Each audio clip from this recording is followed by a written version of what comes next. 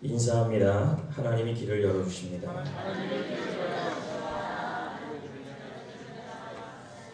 오늘도 금요기도에 나오신 여러분들을 축복합니다. 오늘 말씀은 지금 몇 주째 스데반의 설교 내용을 계속 전하고 있습니다. 그러면서 이 말씀을 통하여 길을 열어주시는 하나님에 대한 말씀을 계속 전하고 있습니다. 첫 번째 시간에는 하나님의 약속으로 하나님은 길을 열어주신다. 또 지난번에는 하나님은 사람을 통해 길을 열어주신다. 또 오늘은 하나님은 기도를 통하여 길을 열어주신다 라는 말씀을 나누려 합니다. 사도행전 7장 19절 말씀을 한번 보겠습니다. 다 같이 한번 읽습니다. 시작.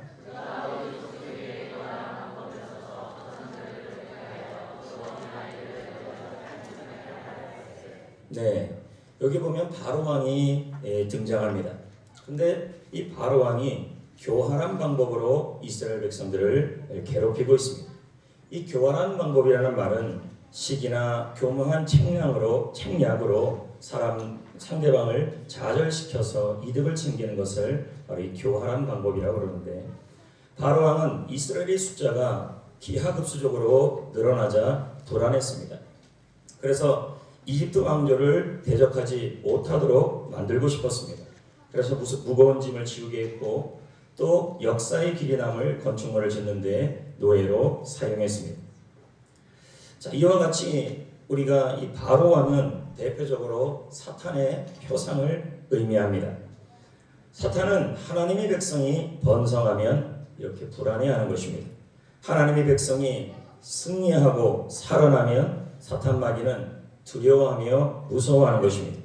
이스라엘의 번성함은 그들에게 이집트민들에게 큰 고통이 되었습니다. 그들은 이스라엘의 앞길을 이스라엘은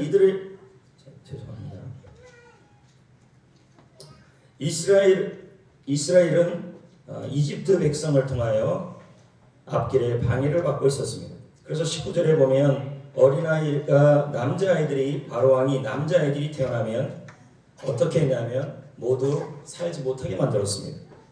왜냐하면 그래야 더 번성하지 못하니까요. 이것은 사탄 마귀는 우리가 생명을 살리려고 그러고 영혼을 구원하려고 그럴 때는 반드시 이렇게 막는 일이 일어난다는 것입니다. 그래서 우리가 집중하지 못하게 만들고 깨어있지 못하게 만드는 것입니다. 만약에 우리 교회가 생명을 살리고 그 영혼을 구원하는 일을 하지 않는다면 사탄 마귀는 굳이 성도들의 앞길에 갖가지 영역거리를 통하여 관여할 일이 없다는 것입니다. 그러나 교회가 영혼을 구원하는 교회이기 때문에 사탄이 자꾸 싸움을 걸어오는 것입니다. 수크루테이프의 편지를 보면 삼촌 마귀가 조카 마귀를 조언하는 내용이 나온다 그랬습니다. 그러면서 성도들을 어떻게 공격할지를 알려주고 있습니다. 두 가지를 설명하는데, 첫째는 언제나 우리의 공격 목표는 전도 조직이라고 말하고 있습니다. 그러니까 사탄 마귀가 공격해야 목표는 전도하는 곳, 전도하는 조직, 전도하는 팀, 전도하는 교회가 사탄의 공격 표적이라는 것입니다. 그럼 여러분이 그럴 겁니다. 그러면 전도 안 하면 공격도 안 받겠네요. 이렇게 생각할 수 있습니다. 전도 안 하면 사명을 잃어버리는 겁니다. 전도 조직은 취향에 따라 모인 조직이 아닙니다. 오직 비전 하나로 모여진 조직입니다. 그러니 사탄 마귀가 절대로 그냥 두지 않습니다. 그래서 여러분들은 깨어 있어야 하는 것입니다. 그러나 그 책에 보면은 만약에 사교 클럽이 됐다면, 교회가 모이거나 셀이 모였는데 그 모임 자체가 교제 클럽이라고 하면 그냥 가만히 두면 된다는 것입니다. 그냥 동아리가 되고 파당을 만들 수 있다는 것입니다. 그러니 사교 클럽이 되는 셀과 교회는 더 이상 공격 목표가 아니라는 겁니다. 가끔 셀 중에 이런 셀들도 있을 것입니다.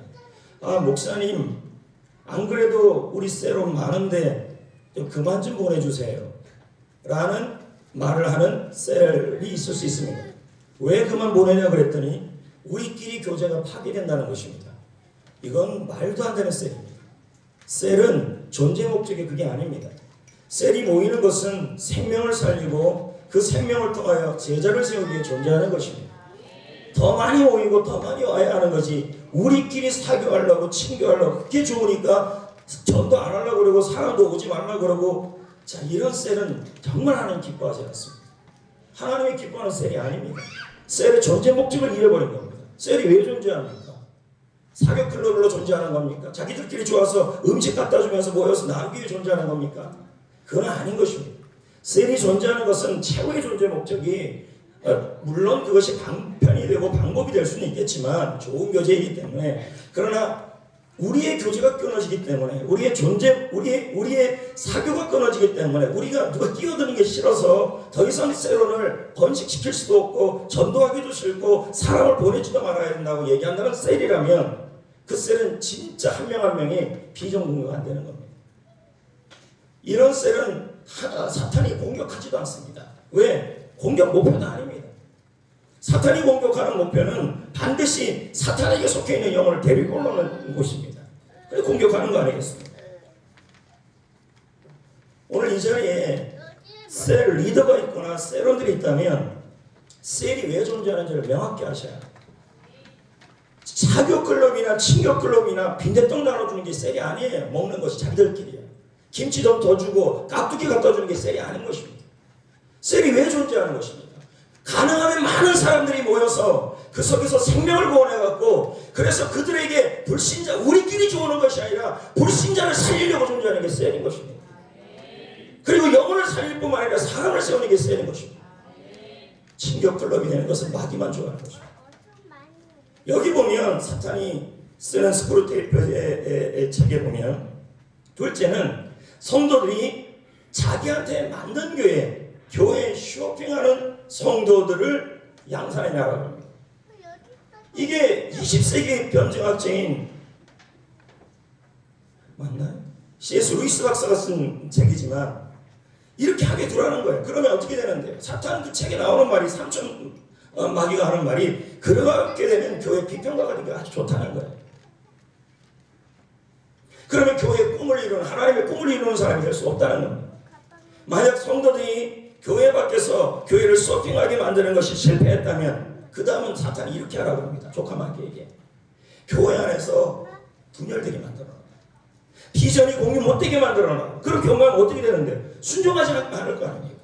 담임 목사님이 하나님의 꿈을 갖고 가고 있는데 그 비전을 공유하지 못하게 만들고 분파가 만들고 분열을 하게 만들어 놓으면 사명을 이루지 못하지 않겠습니까? 그래서 전략 하나를 그렇게 쓰는 것입니다. 우리는 반드시, 사탄은 교회가 아기를 놓는 것을 싫어합니다. 이 말은 애를 놓으라는 말이 아니라 생명이 태어나서 세례받는 것을 사탄은 싫어한다는 것입니다. 그렇기 때문에 바로 왕이 이스라엘 백성들에게 남자아이가 태어날 때마다 모두 공격해오고 죽이려고 했던 것처럼 사탄 마귀는 늘 이런 전략을 쓴다는 것입니다. 그러면 전도 안 하면, 영혼 구원 안 하면, 생명 안 살리면 마귀가 공격하지 않습니까? 그러니까 전도 안 할래요 라고 하시는 분이 있습니다. 그렇게 만약에 살아가고 신앙생활을 한다면 물론 상처 안 받고 사탄의 공격도 안 받겠지만 여러분이 군사로서 살지 않았기에 하나님이 주시는 훈장이 없다는 말입니다. 선봉에 서야 하는 것입니다. 오늘 이 말씀의 성도 여러분 보면 이스라엘 백성들이 바로 왕에게 뭘 받고 있냐면 생명의 위협을 받고 있습니다. 그러니 번성이 무너질 상황입니다. 자녀들이 모두 망할 상황입니다. 근데 이 상황에 대하여 FF 브루스 박사는 이 부분을 이렇게 해석합니다. 만일 이집트 바로가 이스라엘 백성들에게 선정을 베풀었다면, 좋은 정치를 베풀었다면 이스라엘은 하나님께 부르짖지 않았을 것이다. 바로 왕이 이스라엘 백성들을 힘들게 했기 때문에 모든 이스라엘 백성들이 하나님께 부르짖었다는 것입니다. 이와 같이 모세가 출애굽하고자 할 때 만약에 이스라엘 백성들에게 이집트 아닌 바로가 좋은 정치를 폈다면 모세가 나타나서 우리 여기서 떠나자, 가나안 땅으로 가자 그랬을 때 누구도 안 떠났을 것입니다. 이스라엘 백성에 대한 바로 왕의 악한 정치가 결국은 이스라엘이 가나안 땅으로 향하게 만들어낸 것입니다. 남자애가 나면 하수해 버려라. 악정이 없었다면, 그런 나쁜 정치가 없었다면 모세가 이집트 공주의 왕자가 되어 이집트 궁정에서 모든 학문을 배울 기회도 없었을 것입니다. 성도 여러분, 때로는 악한 세상에서 우리가 고난을 받을 수 있고 힘든 일을 겪을 수도 있습니다. 하지만 그 힘든 일이 여러분이 기도를 붙잡는다면, 기도한다면 하나님의 뜻을 이루는 발판이 될 것입니다. 하나님을 향하여 무릎을 꿇는 그러한 그 무릎을 꿇는다면 지금의 고통이 쓰긴 하지만 그것이 여러분에게 약이 될 거라는 것입니다. 할렐루야. 사도행전 27장에 보면요,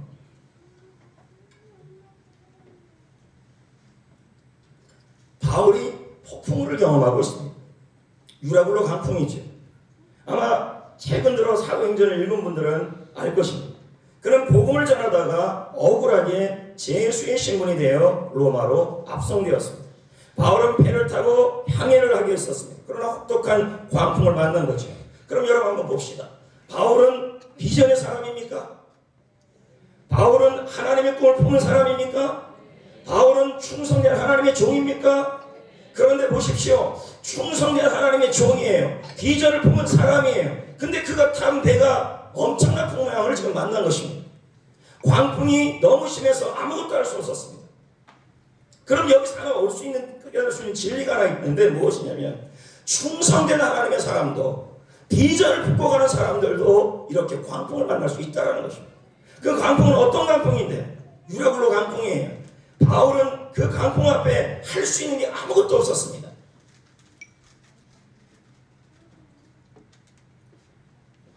비전을 붙잡고 가는데, 충성스럽게 가고 있는데, 어떨 때 인생의 여정에서 여러분의 힘으로 아무것도 할 수 없을 때가 온다. 원하는 방향대로 되지가 않아요.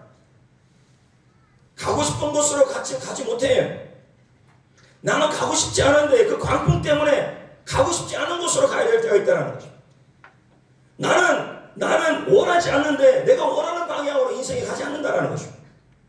나는 분명히 비전을 붙잡고 살았고 하나님의 충성된 종으로 살고 있는데 인생의 여정을 보면 내가 경험하지 못하는 인생의 광풍이 나의 인생에 불어온다는 거예요. 비전을 붙잡고 가는데도, 하나님의 꿈을 품는데도, 충성하고 있는데도 내가 감당하지 못하는 광풍이 불 때가 있다는 거죠. 그것이 어떤 분은 비전을 품은 사람에게는 가정사가 되고 있습니다. 어떤 분은 병이 되기도 하고, 어떤 분은 사업상 문제가 되기도 하고, 어떤 분은 직장의 문제이기도 하고, 어떤 분은 신앙의 문제이기도 하고. 분명히 충성된 종인데, 분명히 바울은 비전을 품은 사람인데도 어떨 때 원하지 않은 방향대로 쫓겨갈 때가 있고, 가고 싶지 않은 곳으로 가야 할 때가 있다는 것입니다. 우리도 그럴 때가 있다는 것이죠. 중요한 것은 이때 우리가 깨달아야 돼요. 비전을 품었는데 왜 나에게 광풍이 오느냐? 충성된 종인데 왜 나에게 광풍이 오느냐? 이렇게 얘기하지 마시고, 비전을 품은 사람도, 충성된 종도 풍랑이 온다. 그걸 인정하시라는 말이에요. 내 힘으로 안 되는 일이 온다는 것입니다.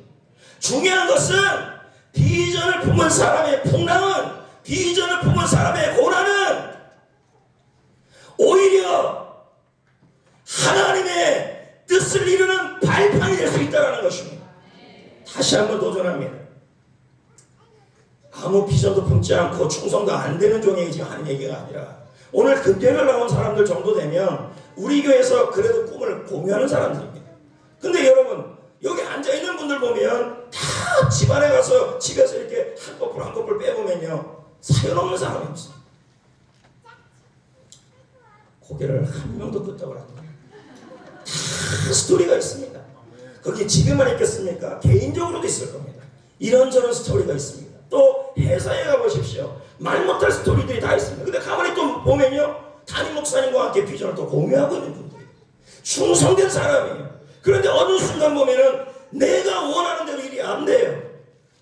가고 싶은 대로 가지 못해요. 오히려 그 광풍을 만나서 고난 중에 그것을 경험하기도 한다는 거예요. 근데 그 순간에 어떤 분은 이 상황에 비전을 품고 충성되고 꿈을 위해 훈련받고 있는데도 나에게 이런 광풍이 불어올 때 그것 때문에 정신을 못 차리는 사람이 있어요. 근데 그것 때문에 정신을 차리는 사람도 있다는 거예요. 중요한 것은 여러분들이 왜 비전을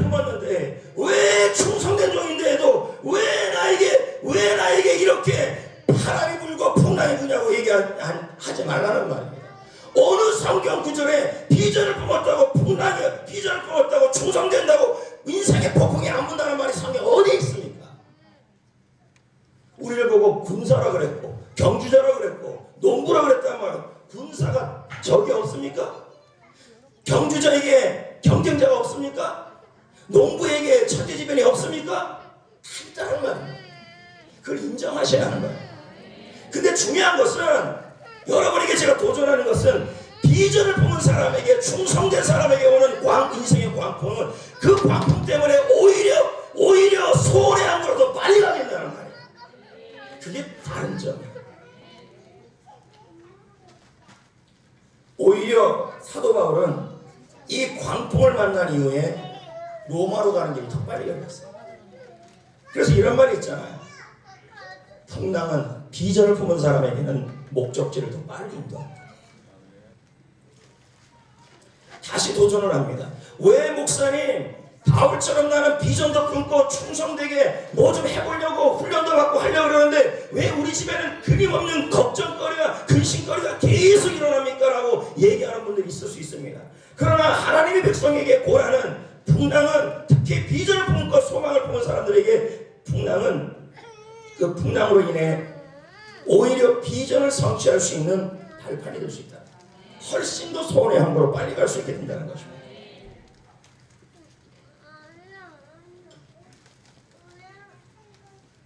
여러분, 바울은 비전을 품은 비전을 위해서 살았던 사람이고 부르심의 상을 위해 한결같이 달려갔던 진념의 선수였습니다. 지난주 설교 시간에도 말한 것처럼 천국 국가대표 선수였습니다. 지난주에서는 그랬습니다. 천국 국가대표 선수들은 아마 대한민국이나 전 세계에서 가장 비인기 종목일 것이다. 일반적 교회나 일반적 성도들을 바라보십시오. 이 천국 국가대표 같이 살아가는 선수같이 살아가는 성도들이 많지가 않습니다. 그러면 이 일, 영혼을 구원하는 일, 제자를 삼는 일에 대하여 참여하는 일에 있어서 인기가 없다는 말입니다. 이거 하자 그러면 성도들이 싫어해요. 이거 하자 그러면 불편하다 그러고 힘들다 그래. 그래서 천국 국가대표로 살아가는 사람은 굉장히 인기가 없어요. 박수보다는 눈물이 많고 한호보다는 훈련이 고되고 시합에 지기도 하고 고통스러워 눈물을 흘리기도 합니다. 그러나 중요한 것은 바로 천국 국가대표 선수들은 하나같이 그렇게 달려가면 선수이기에 승리의 면류관이 있는 줄 믿습니다. 여러분, 인생은 향방 없이 살면 안 됩니다. 지난주 설교 시간에 말했잖아요. 달리기는 하는데 향방 없이 달리면 안 된다고요. 인생은 반드시 뭡니까? 속도가 아닙니다. 빨리 달리는 속도가 중요한 것이 아니라 방향을 잘 잡고 가야 하는 것입니다. 인생은 속도가 아니라 방향입니다. 우리가 빨리 달리는 것보다 방향과 목표가 정확해야 하는 것입니다. 우리의 방향은 천국이고 천국의 부르심의 상인 것입니다. 인생은 성취가 아닙니다. 의미입니다. 뭔가를 성취하고 성공하려고 하지 마시고 인생에서 하나님이 나에게 주신 의미를 찾으셔야 하는 것입니다. 그게 바로 대표 선수의 모습인 것입니다.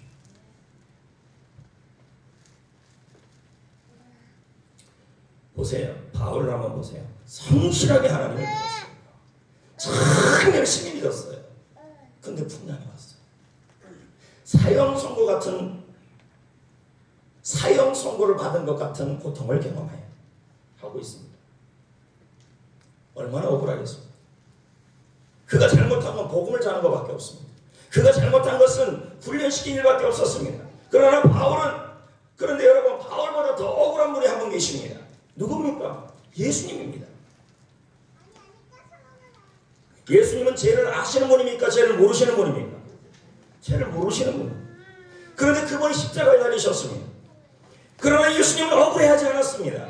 왜요? 자기를 보내신 하나님의 뜻을 이루었다면 비록 십자가에 달려도 죄 없는 분이 달려도 그것으로 만족하는 분이 예수님이었습니다.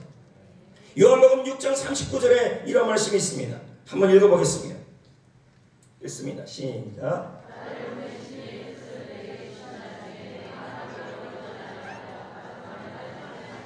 예수님은 하나님이 자신을 보내신 뜻을 이루기 위해 사셨다는 것입니다. 비록 내가 억울해도 예수님께서는 자신이 십자가라는 고난을 경험해도 그 십자가를 통하여 아버지의 뜻을 이룰 수 있다면, 나를 보내신 아버지의 뜻을 이룰 수만 있다면 그것으로 만족했다는 것입니다. 바울도 그랬고 예수님도 그랬습니다. 여러분, 예수님을 믿다가 충성되게 살다가 하나님의 비전을 위해 살다가 어떨 때는 말도 안 되는 억울함을 당하고 폭풍우를 만날 수도 있을 것입니다. 그러나 인생을 길게 봅시다. 길게 봅시다. 인생의 만족은 폭풍우가 있냐 없냐가 아닙니다. 인생의 만족은 내가 꿈을 위해 살다가, 비전을 위해 살다가, 충성된 사람을 살다가 풍랑이 있냐, 질병이 있냐, 고난이 있냐 없냐의 문제가 아니라, 중요한 것은 그 풍랑과 고난을 통하여, 그 억울한 일을 통하여 하나님의 선하신 뜻이 이루어지고 하나님의 영광이 이루어지고 하나님의 부르심의 상을 이루는 것인 줄 믿습니다. 억울함을 당했냐 안 당했냐, 풍랑이 있냐 없냐보다 더 중요한 것은 그 모든 풍랑을 통해서도, 그 억울함을 통해서도 하나님의 보내신 뜻이 이루어질 수 있다면 바울은 그것으로 만족했다는 거예요. 바울은요, 비록 유라굴로 강풍을 만났지만 바울이 그 강풍을 통하여, 그 배를 타고 어디로 가려고 했냐면 로마로 가려고 그랬어요. 그러니까 바울의 소망은 비록 재수지만, 억울하게 재수가 당했고 억울하게 재수가 당했는데 그것으로 끝난 것이 아니라, 재수로만 끝난 것이 아니라 두 번째는 뭐까지 가고 있냐면 황풍까지 가고 있는 것입니다. 근데 바울은 내가 그런 일을 당한다 할지라도 내가 하나님이 원하시는 비전의 장소로 갈 수 있다면 그것으로 감사했다는 거예요. 자, 분명한 건요, 여러분이 충성된 하나님의 종이고 비전을 위해 가고 있는데 유라굴로 강풍 같은 풍랑을 만나서 내가 감당할 수 없는 일이 일어난다면 하나님은 여러분을, 비전과 충성을 위해 살아가는 여러분들을 그냥 두지 않고 그 가운데 찾아오셔서 위로하실 것입니다. 사도행전 27장 23절 말씀입니다. 읽어보겠습니다. 시작.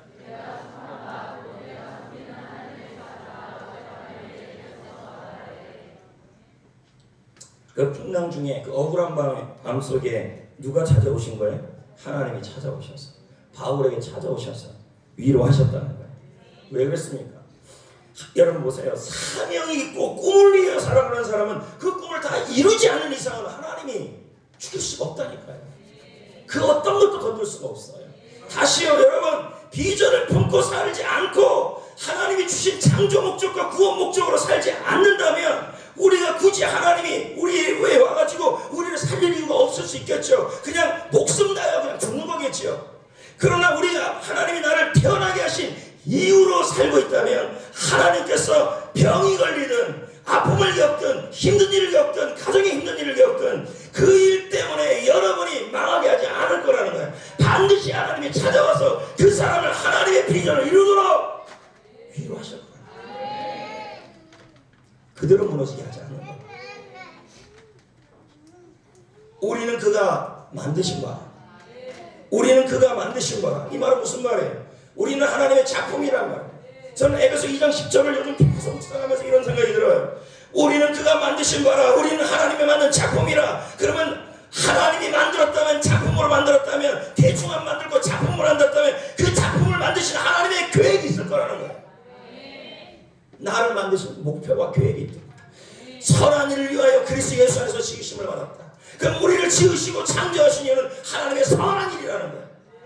우리는 하나님의 작품이고 하나님의 목적과 계획이 있는데 그게 하나님의 선한 일. 그 선한 일이 뭔데요? 하나님의 일이에요. 우리는 창조되었어요. 만들어졌어요. 하나님의 목적이 있어요. 그 목적을 갖고 이 땅에 태어난 거예요. 그 목적을 깨닫고 그 목적을 위해 살아가는 사람에게는 때로는 광풍도 오고 분명히 비전을 붙들었는데도 왜 우리 집에 광풍을 해결 안 되냐, 이렇게 얘기하는 분이 있어요.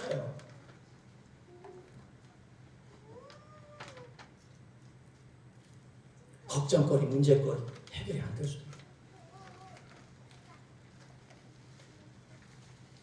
그러나 해결되느냐 안 되느냐는 문제가 아니라 내가 하나님의 목적과 비전과 사명으로 사는 게 제일 중요해요.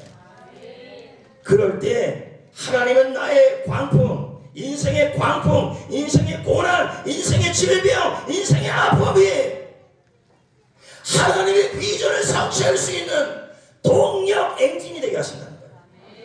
유라굴로 강풍을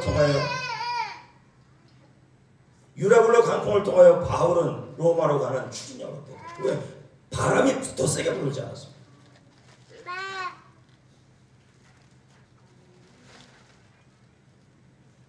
인생의 억울함, 인생의 질병, 인생의 고통, 인생의 아픔, 물질의 아픔, 사람의 고통, 그것이 해결되냐 안 해결되느냐로 인생을 짧게 보지 말라는 거예요. 인생을 길게 봐야. 저는 맨날 짧다고 그랬는데 또 조금만 길게 좀 보시죠. 왜 그렇습니까? 그 짧은 것에서 해결되냐 안 해결되냐 문제가 아니라는 거죠. 내가 하나님의 꿈을 품고 살아가고 하나님의 목적을 위해 살아가면 내 안에 일어나는 수많은 이해 안 되는 억울한 일들이, 이해 안 되는 일들이, 내가 당한 그 고통들이 반드시 목적지를 인도하는, 더 빨리 인도하는 디딤돌이 될 거랍니다. 그리고 하나님이 위로하시고 찾아오셔서 바울에게 뭐 하십니까? 다시 한번 사명을 확인시켜요. 그 힘든 밤에, 유라굴로 강풍이 부는 그 밤에 하나님이 오셔서 바울에게 하신 말씀이 다른 게 아니었어요. 다시 한번 사명에 대한 얘기를 해요. 비전에 대한 얘기를 해요. 그 광풍에서 끝까지 붙잡아야 될 것은 하나님의 꿈이라는 걸 얘기하고 있어요. 결국 사명이 죽음보다 강하다. 그 힘든 상황에서도 하나님께서는 바울에게 위로를 했는데 어떤 말을 하는지 아십니까? 너는 가이사 앞에 살아야 된다. 다른 얘기를 하잖아요. 자, 24절 한번 보세요. 23절에 말하셨는데 무슨 말을 해요? 내가 너와 함께한다 이런 말을 하지 않았다. 두려워하지 말라. 그 말부터 했어요. 너 왜 두려워하지 말아야 되는지 아느냐? 너는 가이사 앞에 서야 된다. 이것 때문이다. 네가 이 광풍 때문에 무서워하지 말라. 네가 비전과 사명을 붙잡고 충성을 했는데 네가 감당하지 못한 인생의 풍랑이 왔을 때 그것 때문에 두려워하지 말라. 왠지 아니야. 너는 가이사 앞에 서야 된다. 너는 시저 앞에, 로마 왕 앞에 서야 될 사명이 있기 때문이다. 이 말이에요. 사명 때문에 넌 강풍 걱정하지 마라. 그리고 너와 함께한 항해하는 자도 다 너 때문에 산다. 이렇게. 사명 가진 너 때문에, 비전 가진 너 때문에. 우리는 그렇게 생각하잖아요. 비전 품었기 때문에 강풍 만났다고 역으로 생각하고 하나님이 말씀하신 거예요. 비전을 안 품어도 끊을 수 있도록 강풍 와요. 뭐가 인생은 강풍이 들어오게 마련이에요. 자, 바울이 탄 배에도 강풍이 왔지만 바울은 비전을 품은 사람이고 그 배 안에 탔던 수많은 사람들은 비전을 안 품은 사람이에요. 그럼 뭐예요? 비전을 품지 않은 사람, 품은 사람도 만난다는 거죠. 중요한 건 비전을 품은 사람 때문에 안 품은 사람이 산다는 거예요. 고로 여러분, 목사님, 내가 성전교회 와서 인생의 목적을 만났는데, 비전을 만났는데 그 비전 마음은 뭐예요? 계속 형통하지도 않고 어려운 일도 생기니까 비전을 그냥 신발 벗듯이 벗어버릴래요. 이렇게 얘기할 수 있다는 거예요. 그러나 그러시면 안 된다는 거예요. 끝까지 하나님이 말씀하신 것은 광풍 때문에 염려하지 말라, 두려워하지 말라는 거예요. 네가 있어야 될 사명 때문에, 해야 될 사명 때문에, 그 사명을 붙잡은 너 때문에 이 말이에요. 네와 함께한 사람들이 살아. 하나님의 백성이 강풍 때문에 죽을 일은 없었다는 얘기죠. 바울은 누구 앞에 서야 된다 그랬어요? 가이사 앞에 서야 될 사명이 있어요. 저는 이거 새벽에도 한번 전한 적이 있습니다. 그러면 그 사명을 다해야 하기에 폭풍의 밤에서 그는 죽지 않음을 하나님이 확인시켜줍니다. 가이사 앞에 서야 될 일이 있기 때문에 너 못 죽는다는 말과 똑같은 거예요. 하나님의 꿈을 붙잡고 한 영혼을 살리기 위하여 제자 되고 제자 삼는 일을 하기 위하여 그 일을 해야 될, 내가 섬겨야 될 게스트, 세론, 리더, 그 사람이 나의 가이사라는 말이에요. 내가 서야 될 가이사가 있다. 그 가이사 앞에 서야 되기 때문에, 그 사명이 있기 때문에 너의 가정은, 너의 인생은, 너의 몸은, 너의 마음은 수많은 인생의 고난과 폭풍으로 망할 사람이 많아져요. 여러분이 만나는, 가이사를 만나는 그 자리가 있어요. 이걸 우리는 뭐라고 얘기하냐면 겨자씨 모임, 열린 모임이라고 그래요. 열린 모임은 셀로 모임만 말고 내가 개인적으로 성도를 게스트를 만나는 그 사람을 말하는 거예요.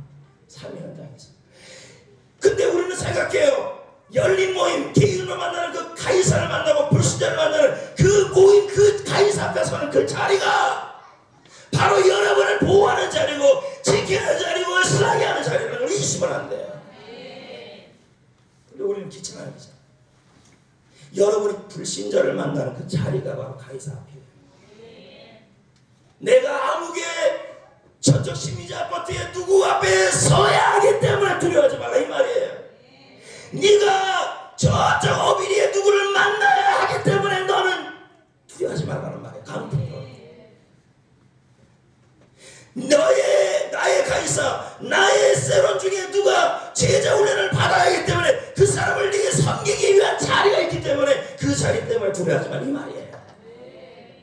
그 자리가 너무 중요하다. 저는 훈련시키는 분들에게 계속 그걸 하긴 해요.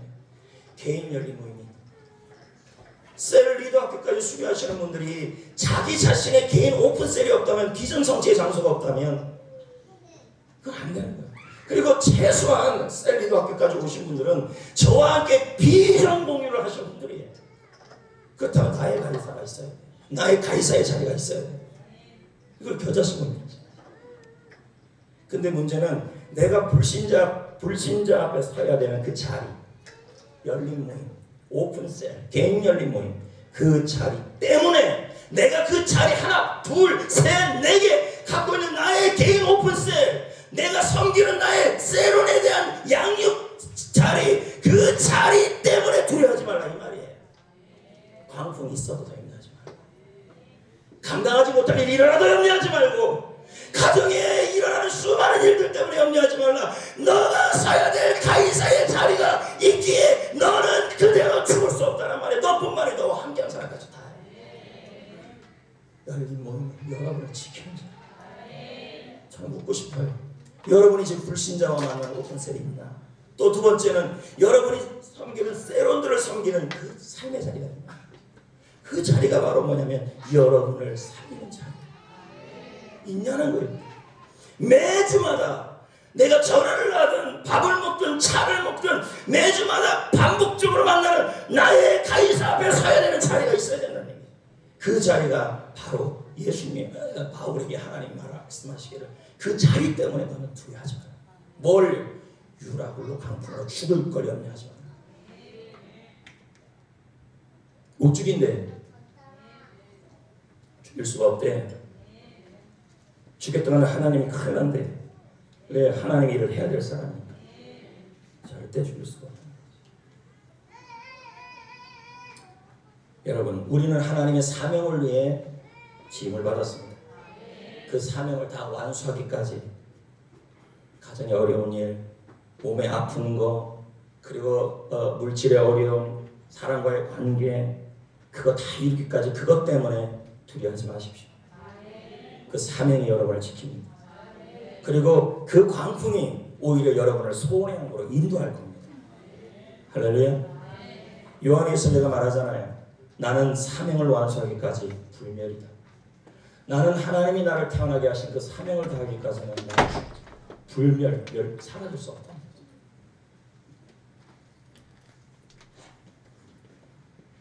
우리 찬양 중에 그런 찬양이 있지 않아요? 목적도 없이 방황하며 살아갑니다. 소망도 없이. 예전에 나의 모습이고 여러분의 모습이고, 그러나 그 험한 십자가가 능력이 있는 거죠.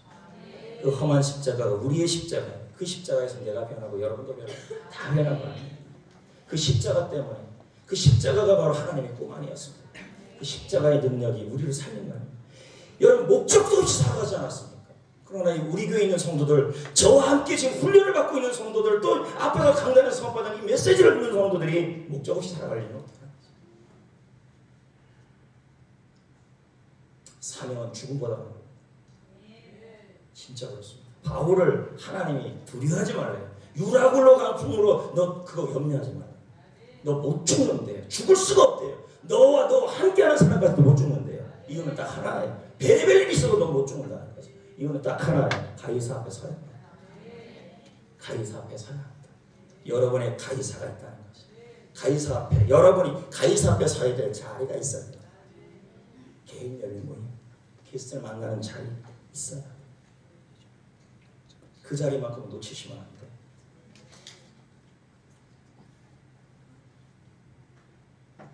사명을 붙들고 살면 반드시 하나님은 우리에게 천국 이후의 삶에서도 풍요의 삶을 드립니다. 근데 여러분 제가 이런 걸 얘기하면요. 뭐라 그러냐면 제가 말했지만 대한민국에서 가장 비인기 종목을 하고 있는 교회가 됩니다. 어떤 성도들이 이거 하려고 그러겠어요? 요즘 세상에 특히. 예? 4차 혁명의 시대에 모든 것이 인공지능과 그리고 3D 프린팅 뭐가 문제입니까? 잡아먹으면 되는 거지. 당황할 필요 없습니다. 사람이 있는데 얘가 날 죽이겠습니까? 여러분 인기 종목이냐 하나님 나라의 비인기 종목이냐를 따지지 마시고 다르게 가셔야 합니다. 인생은요 성취가 아니라 의미이고 인생은 속도가 아니라 방향입니다. 성경은 분명히 말합니다. 향방 없이 달리지 마라. 랜드 알콘이 말하잖아요. 이 땅이 기초가 되어 그 위에 영원한 삶이 지어진다. 이 땅에서의 핵심 사업이 뭐냐? 랜드 알콘은 말하기를 천국을 준비하는 것입니다.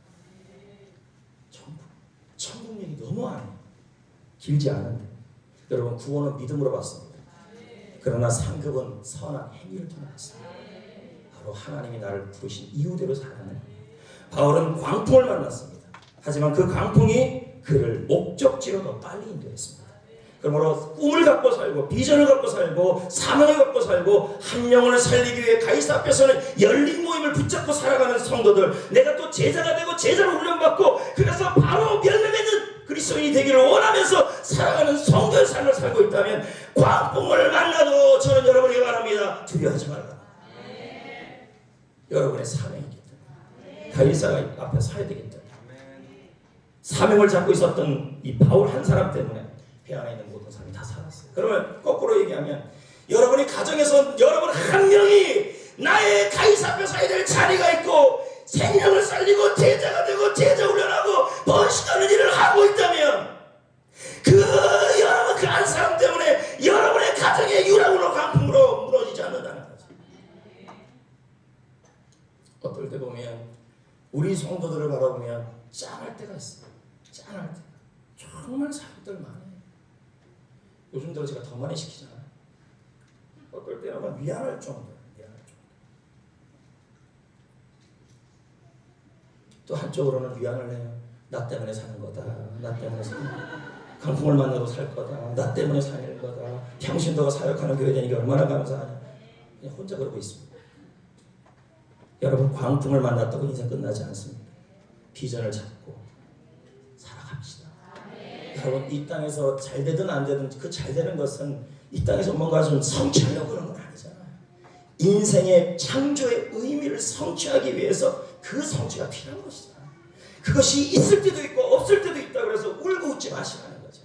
중요한 것은 우리가 이 땅을 살아갈 때 인생의 먼 눈을 바라보면서 천국에서 성공하는 인생을 살도록 노력하셔야 합니다. 비전을 잡고 살고 있다면 이 폭풍 때문에 더 좋은 곳으로 더 나은 곳으로 인도받을 것입니다. 할렐루야. 그것이 우리의 모습이라. 다시 묻고 싶습니다. 여러분이 서야 될 가이사 앞이라는 그 자리가 있어요. 내가 섬기는 게스트가 있어요. 그게 얼마나 귀찮다고 생각하시면 우리 교회에서 제일 귀찮은 장소가 바로 그걸 겁니다. 3대 업종. 제일 귀찮은 장소가 그 자리예요. 그러나 그 자리에 있다는 것이 가장 복 있는 자리라는 거죠. 할렐루야. 아멘. 힘을 냅시다.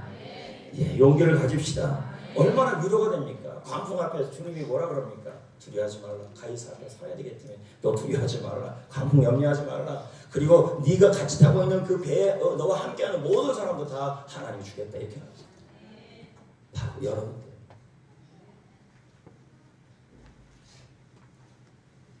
이제 셀 초대 만찬은 끝났잖아요.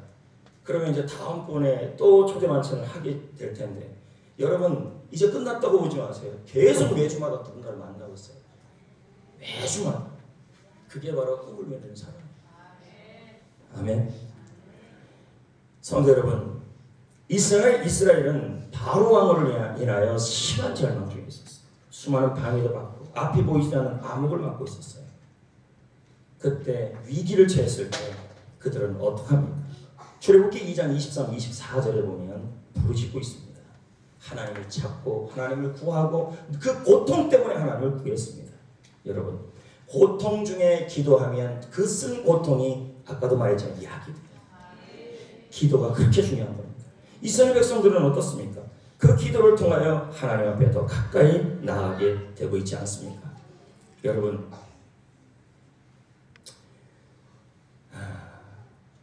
참 기도 중요합니다. 어느 목사님의 고백입니다. 목사님이 사역이 많았어요. 사역이 너무 많으니까 목사님이 제일 부담된 게 뭐냐면 새벽 기도였어요. 새벽 기도를 하니까 하루 종일 몽롱한 거예요. 그리고 더 지쳐지고 아무리 생각해봐도 비효율적이었어요. 목사님 생각에. 푹 자고 맑은 정신으로 일을 하면 더 나을 것 같았다는 거예요. 그래서 목사님은 푹 자고 새벽 기도를 안 했어요. 그리고는 부교역자한테 다 맡겼어요. 일주일 내내. 그리고 며칠이 지나고 나니까 여기저기 자꾸 일이 터지는 거예요.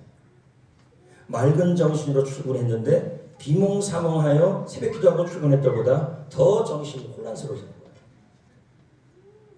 생각해보니까 기도하고 비몽사몽할 때가 기도 안 하고 맑은 정신보다 훨씬 문제가 없었다는 거예요. 기도하면 비록 내 정신은 비몽사몽할 거예요. 왜? 아침에 새벽에 일어나서 기도하면 하루 종일 몸이 컨디션이 그럴 수 있다니까요. 근데 그럴 때 할지라도 하나님이 일하셔서 문제를 이기게 하거나 평안한 환경을 만들어 주더라는 거예요. 근데 기도를 하지 않으니까 컨디션은 너무 좋아요. 근데 하나님이 아니라 내가 일하더라는 거예요. 우리 교회는 일주일에 5번밖에 새벽 기도를 안 해요. 월요일은 저는 부목사님 기도 맡기죠. 그러면 일반적 목사님들 같으면 집에서 자겠죠. 근데 저는 안 그래요. 여러분 아는지 어떤지 모르겠지만 5시에나 하여튼 뭐 그 전에 나오든지 반드시 이 밑에 있어요. 저 안 올라오는 게 아니라 그 밑에 있다니까. 거기서 하고 있다니까요. 오해하지 말라고. 여기 올라오는 게 저 스트레스를 뿐입니다. 강단에 서서 설교 한번 하는 게 굉장히 부담스러울 뿐이지 그 밑에서 기도하는 건 좋습니다. 안 하지 않는다는 거죠. 목양실에서 해요. 왜요? 기도를 놓치면 안 되니까. 습관이 되니까 일어나지더라고요. 그 시간에. 그러나 가장 일주일 동안에 새벽 기도가 제일 조금 나오는 데가 월요일이더라고요. 대충 봐도 그렇습니다. 그런데 여러분이 그러겠죠. 저는 집에서 다 하고 있는데 뭐 그렇겠죠. 믿겠습니다. 칼빈은 말합니다. 하나님은 우리가 게으르고 나태하면 마치 우리를 잊으신 것처럼 잠잠할 것이다.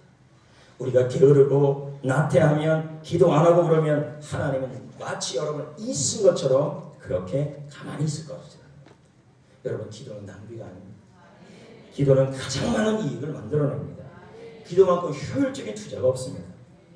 워싱턴 조지 타운드 의과대학에서 기도가 정말 환자의 건강을 향상시킨가를 연구했습니다. 그래서 60명의 루마티스 관절염 환자를 두 그룹으로 나눴습니다. 한 그룹은 안수 기도와 합심 기도의 지원을 받게 했습니다. 그리고 한 그룹은 아무 기도도 받지 않겠습니다. 그런데 한 그룹에서 현저한 회복이 일어나기 시작했습니다. 이건 의과대학에서 한 거예요. 어떤 환자는 초기에 48개의 관절에 이상이 있었어요. 그런데 4번의 안수 기도와 그리고 기도의 후원을 받는 다음에 8개로 줄어들기 시작했다. 6개월이 지나자 고통이 사라졌다는 거예요. 이렇게 우리가 기도할 때 하나님은 구체적으로 일하신다. 성도 여러분, 중요한 건요. 기도를 하면 하나님이 길을 열어주는데 어떻게 열어주냐면 우연 같은 일들이 일어나요. 에스더서를 보면요. 정말 이런 일들이 일어나요. 여러분도 알다시피 하만이 유대인을 몰살시키려고 했잖아요. 맞죠? 그런데 이 일에 대하여 기도로 맞서요. 누가요? 모르드게와 에스더와 유대인 전체가. 그리고 이스라엘 백성들이 승리를 해요. 에스더의 서열을 읽어보십시오. 하나님이라는 단어가 하나도 안 나와요. 근데 마치 우연처럼 일어나는 하나님의 섭리들이 가득 차 있어요. 한번 예를 볼까요? 어느 날 하만이 모르드게를 장대에 매달려 죽이려고 음모를 꾸며요. 음모를 꾸몄어요. 그리고 그 다음날 하만은 왕에게 고하여 모르드게를 날이 밝은 즉시 장대에 달려고 했습니다. 하루만 지나면, 그 밤이 지나면 그런 일이 일어날 타이밍이었어요. 그런데 신기하게도 그 밤에 하만이 다음날 모르드게를 자기 집에 있는 큰 장대에 매달려고 하는 그날 밤이 지나면 그런 일이 일어났는데 그 밤에 왕이 잠이 안 왔다고 이렇게 나와요. 성경에. 왜 그날 잠이 안 왔을까요? 이상하지 않아요? 그리고 잠이 들지 못하는 밤에 그 밤에 할 거 많잖아요. 잠 안 오면 따로 할 거 많잖아요. 왜 하필이면 신하를 불러다가 자신들의 지난 일, 왕이 지난 일에 일기를 기록한 걸 와서 읽어달라 그래요. 아니, 그 밤에 잠 안 오면 고스톱이라도 치면 될 텐데 그거 안 하고 그거 하라 그래요. 진짜 우연 같은 일이에요, 이게. 그런데 하필이면 읽었는데 모르드게 얘기를 읽어요. 아니, 그 신하가 그 긴 역대 승정원 일기 같은 장에 다른 데 읽을 수도 있단 말이에요. 근데 모르드게가 얼마 예전에 내시 두 명이 자객이 되어서 그 왕을 죽이려고 했던 것을 모르드게가 그걸 발각을 해내요. 그래서 왕에게 고했어요. 그런데 왕이 그걸 잊어버린 얘기가 거의 쓰여 있었다는 거예요. 하필이면 그 장에 있다는 거죠. 자, 에스더 6장 1절 한번 볼까요?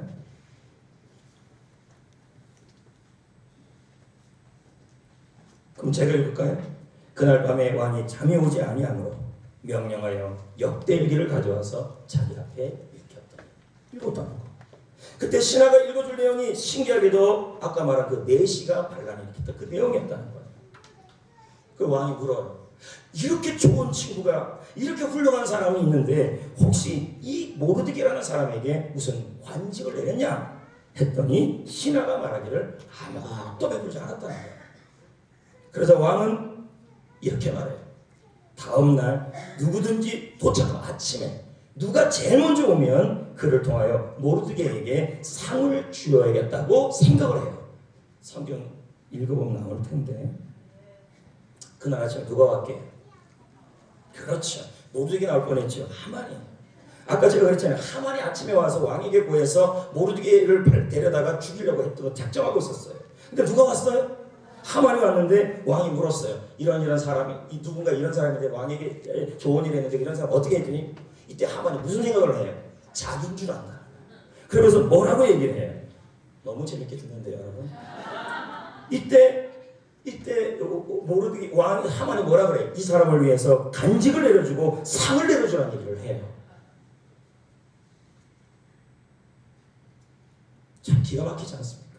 하필 그날 밤에 잠이 안 온다고 안 온 것도 우연이고 잠이 안 올 때 왕이 할 수 있는 일이 많은데 하필이면 왕의 일기, 책을 일기 이런 것도 우연일까요? 그 많은 역대일기 중에서 유독 모르드게와 관련된 부분을 그 왕이 읽히는 것도 우연일까요? 모르드게가 공을 세웠습니다. 그러나 아무 상을 받지 못하다가 그 고통을 겪다가 하필이면 그 순간에 인정받게 된 것도 우연일까요? 이 모든 일이 우연이라 하기에는 너무 기가 막히다는 거예요. 여러분, 세상에는 우연이 없어요. 다 하나님이 일하시며 잠언 16장 33절 제비는 사람이 뽑으나 모든 일을 작정하시는 분은 여호와께 있느니라. 잠언 29장 25절 26절 사람의 일을 작정은 여호와께로 말미암느니라. 뭐예요? 모든 일은 우연이 아니라 하나님이 작정하셨다는 거예요. 누구에게요? 기도하는 사람에게는 하나님이 우연 같은 일들을 일으킨다는 말이에요. 우리가 기도할 때 우연한 사건, 우연 같은 만남, 모든 상황이 우연처럼 맞아떨어지는 일들이 일어날 거라는 거예요. 여러분이 기도하는 사람이라면 이런 일을 경험했을 것입니다. 기도하면 그런 일이 일어나요. 저 책에서 읽은 내용 중에 이런 내용이 있어요. 어느 부인이 남편과 사별을 했어요. 경제적으로 너무 힘들었어요. 근데 그날 어느 날 국세청에서 세금고지서가 나왔어요. 이미 오래전에 남편이 납부한 거였어요. 상당한 금액이 발부된 거죠. 부인은 남편이 납부한 영수증을 찾기 위해서 온 집안을 다 찢었어요. 도저히 찾을 수가 없었어요. 그래서 소파에서 하나님께 기도를 했어요. 하나님, 이거 안 찾으면 못 삽니다. 벌금 내야 합니다. 그리고 기도를 마쳤는데 그때 갑자기 저 웃기다고 얘기하지 마세요. 창문에서 나비 한 마리가 들어와요. 실화예요. 그 나비가 들어왔는데 과거 틈새로 쏙 들어가고 부인은 나비가 불쌍해서 그 가구를 옮겨요. 근데 그 밑에 영수증이 있었다. 이게 우연일까요? 너는 내게 부르시자. 그리하면 그거 힘이라는 놀라운 일, 기적 같은 일, 섭리 같은 일이 일어난다는 거예요. 할렐루야. 기도의 힘이에요. 기도하는 사람, 하나님의 꿈을 위해 살아가는 사람은 반드시 이런 일이 일어난다는 것입니다. 힘을 내시고 용기를 가지시고 낙심하지 말고 기도의 손을 잡고 하나님의 꿈을 위해 달려가야 할 줄 믿습니다. 붙잡아야 할 줄 믿습니다. 아멘. 너무너무 중요한 일이에요. 근데 가끔 이렇게 하는 분들이 있어요. 자, 어깨 한번 펴십시오. 이 얘기는 꼭 하고 넘어가야 되겠어요. 이것만 하고 마치려고. 지금 타이밍이 딱 끝내야 될 타이밍인데 이거 안 하면 제가 후회할 것 같아서 이 얘기는 꼭 해야 되겠어요. 기도하는데 이렇게 말하는 분이 있어요. 목사님, 기도만 하면 자꾸 딴 생각이 나요. 이런 분이 있어요, 없어요? 있을 수 있다니까요. 이런 것을 해결하기 위해 필요한 게 뭐냐면 지성의 훈련이에요. 여러분 신앙생활도요, 지정의가 중요한데요. 자, 코끼리 코가 있는데 코가 길어서 이리저리 자꾸 움직이잖아요. 코끼리가요. 그럼 이거 안 움직이려면 어떻게 하면 돼요? 거기다 공 하나 주면요, 공 잡느라고 코끼리 코가 가만히 있어요. 자, 무슨 말인지 이해되시겠어요? 마찬가지로 우리의 생각이 자꾸 이렇게 왔다 갔다 집중을 못할 때가 있어요. 이때 필요한 것이 뭐냐면 생각을 집중하게 만드는 훈련이 필요해요. 그게 묵상이에요. 그래서 흔들리는 우리의 생각을 바로잡기 위해서 공을 하나 던져줘야 되는데 그게 뭐냐면 말씀이에요. 왜 기도를 하는데 자꾸 딴 생각이 들고 집중하지 못하느냐? 그건 뭐가 안 돼서 그러냐면 말씀 훈련이 안 돼서 그래요. 평상시에 여러분이 매일매일 기도하는 사람이라 기도를 하고 있는데 말씀을 예배 시간에 잘 듣는 훈련을 안 하고 있다면 기도가 약해지고 집중력이 없어요. 자꾸 딴 생각이나 기도할 때. 그리고 평상시에 여러분이 묵상 훈련, 큐티 훈련, 성경 훈련을 꾸준히 하는 사람은요, 기도할 때 다른 생각이 안 나요. 왜 그러냐면 말씀이 자꾸 훈련되어 있기 때문에, 지성에 말씀이 채워졌기 때문에 집중할 수 있어요. 기도할 때. 이해되시겠어요? 그만큼 여러분이 기도할 때, 지금도 금요 기도를 하는데 기도하는데 자꾸 집중이 안 되고 딴 생각이 나고 옆 사람의 기도가 자꾸 들려와요. 이건요, 평상시에 말씀 듣는 훈련과 묵상하는 훈련과 큐티 훈련을 하는 훈련이 많이 안 됐기 때문에 그걸 반복하셔야 돼요. 알겠나요? 알겠죠? 또 한 가지 이런 사람도 있어요. 목사님, 어떨 때는 다 기도하고 싶지 않은데요. 이건 감정이에요. 기도하고 싶지 않을 때, 그럴 때가 있다니까요. 거꾸로 얘기하면 또 이런 거예요. 어떨 때는 나 열린 모임 하기 싫은데요. 이럴 감정이 들 때가 있다니까요. 기분. 근데 여러분, 기분은 믿을 게 못 된다니까요. 어떨 때는 기도하려는 마음이 안 들어요. 이상하게 기도하고 싶지 않아요. 어떨 때는 교회 가고 싶지 않은 마음이 들 때가 있어요. 기분이, 감정이 들 때가 있어요. 근데 문제는 그 감정을 그냥 두시면 안 돼요. 감정을 잡으셔야 돼요. 뭐 어떻게 잡아요? 중요한 게 있어요. 그게 뭐냐면 지성, 감정, 의지의 계급을 알아야 돼요. 다시요. 이건 제자훈련도 똑같아요. 그리고 제자훈련 수료한 이후에도 왜 비전이 점점 약해지냐는 거예요. 감정이 점점 약해. 제자훈련 다음에 나 개인관리 하기 싫어요. 그럼 하고 싶은 마음이 안 들어요. 기분이 안 들어요. 나 열리고 하고 싶은 기분이 안 들어요. 감정이 안 들어요. 그 감정의 문제예요. 자, 계급 설명하겠습니다. 의지가 뭐냐면 대장이에요. 의지. 그리고 지성이 뭐냐면 중대장이에요. 그리고 감정은 뭐예요? 졸병이에요. 고로 이 감정 있잖아요. 감정이에요. 이 감정을 잡으려면 어떻게 되냐면 의지와 지성을 통제하셔야 돼요. 그 의지는 뭐예요? 어렵게 생각하지 마십시오. 여러분이 경건의 훈련, 기도의 훈련, 전도의 훈련, 비전의 훈련, 이 모든 것이 뭐냐면 이 습관 훈련을 꾸준히 하면 여러분의 의지력이 늘어요. 다시요, 여러분. 의지가 제일 중요해요. 자, 나는 꿈을 위해 살래요. 아주 집중하는 의지예요. 확고한 의지예요. 근데 이 의지가 왜 약해지느냐? 이 의지가 매일 훈련이 안 돼서 그래요. 그럼 의지를 훈련하는 방법이 뭐예요? 라고 묻는다면 매일 조금씩 해야 돼요. 기도도요, 몰아서 하면 안 돼요. 특세 때 몰아서 하거나 금요일 때 몰아서 하는 것이 아니라 매일 10분이든 20분이든 기도를 꾸준히 하는 거예요. 양이 중요하다니까요. 매일매일 하는 거예요. 전도도 매일매일, 경건의 훈련도 매일매일, 감사도 매일매일, 매일매일 계속 반복하는 사람이 이 의지를 뭐라고 표현하냐면 지력이라고 표현해요. 그래서 그런 사람의 의지력이 강해져요. 그래서 제가 여러분 훈련받는 분들에게 그런 얘기, 개인 경건 관리 표현, 매일매일 기도 조금씩 해야 된다. 몰아서 한꺼번에 하면 안 된다. 매일 10분이든 20분이든 매일 하고, 큐티도 매일 하고, 전도도 매일 하고 비전을 생각하는 것도 매일 하고 그 매일매일 조금씩 하는 것이 의지를 키워간다는 거예요. 그게 대장이에요. 그런 다음에 필요한 게 뭐냐면 지성이에요. 지성은 중대장인데요. 이 지성은 뭐냐면 성경을 보고, 아까 말했잖아요. 성경을 보고 말씀을 읽고 묵상하고 설교 말씀을 듣고 경건서적을 읽고 이걸요 몰아서 하면 안 되고 우주가 매일매일. 이 두 가지가 되는 사람은 어떤 일이 나냐면 감정은 매일매일 기복이 없어져요. 근데 어떤 분을 보면 기복이 이렇게 심해요. 어떨 때는 할렐루야, 어떨 때는 아니에요. 이런 일이 일어나요. 제자훈련 좀 할 때쯤 되면 그래요, 난 셀리도 할래요. 6개월 지나면 그게 무슨 말이에요? 처음 듣는 말이에요. 기억이 안 나요. 안 하고 싶어요. 기분이에요. 감정이에요. 왜 그런지 아십니까? 자, 지금 저와 함께 리더를 하면서 저한테 그랬어요. 저도 리더 되고 싶다고요. 근데 그 말을 저는 반밖에 안 믿어요. 그 마음이 변치 않으려면 또 여러분들 중에서 훈련받은 이후에 계속 지속적으로 감정의 기복이 적으려면요 뭐가 필요하냐면 의지와 지성, 쉽게 말하면 매일 날마다 하는 경건의 훈련을 꾸준히 매일매일 하셔야 돼요. 더하기 말씀과 경건의 훈련을 더하기 같이 하는 것이 어떻게 되냐면 계속 조금씩 하고 있어야만 나중에 돼서 이게 뚝 안 떨어진다는 얘기예요. 저는 이거 공감합니다.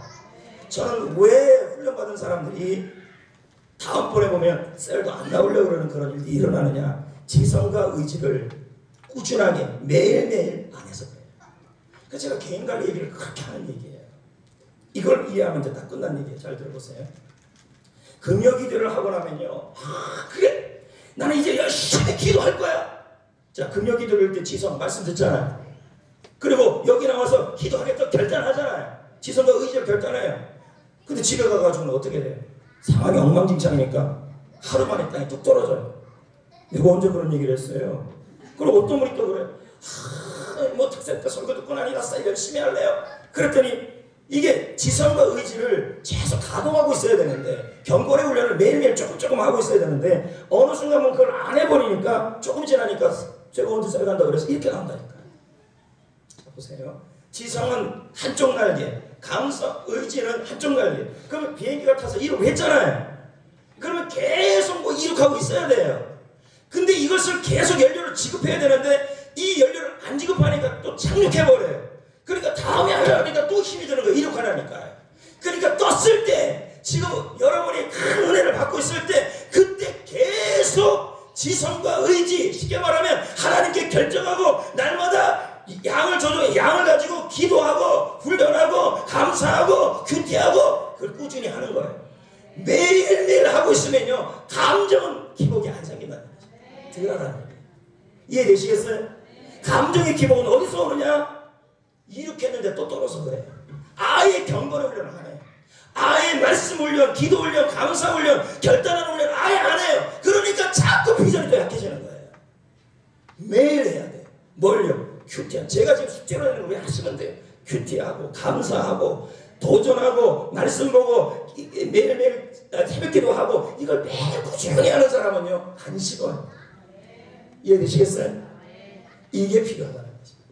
식지 않기 위해서 의지와 지성을 붙들어야 되는 거예요. 알겠습니까? 자, 말씀의 결론입니다. 주를 위해 복음을 위해 가다가도 힘든 일이 있지만 그 힘든 일 속에서도 목적을 붙잡고 날아가면 반드시 하나님이 상도 주시고 승리도 하게 하시고 그리고 우연한 일이 일어나게 하실 줄 믿습니다.